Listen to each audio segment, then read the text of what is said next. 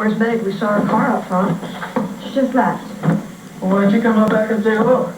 Because Craig is with her and he's not welcome in my house, that's why. They're still here. Can I at least say hi? No. No, you can't. And get away from the door, please. Carly, you're not getting upset. Parker, I just don't want you around a man like Craig Montgomery, that's all, okay? Well, he's been kind of cool lately. He even came out to the farm a couple of times while you guys were gone. What? What did he want? I don't know, to see how I was doing. I mean, he made us all breakfast. He took me fishing. He said he used to do that with his son. I mean, I was freaking out, worrying about you guys and JJ. And after a while, he made me feel like... Jack, what are you doing? Jack!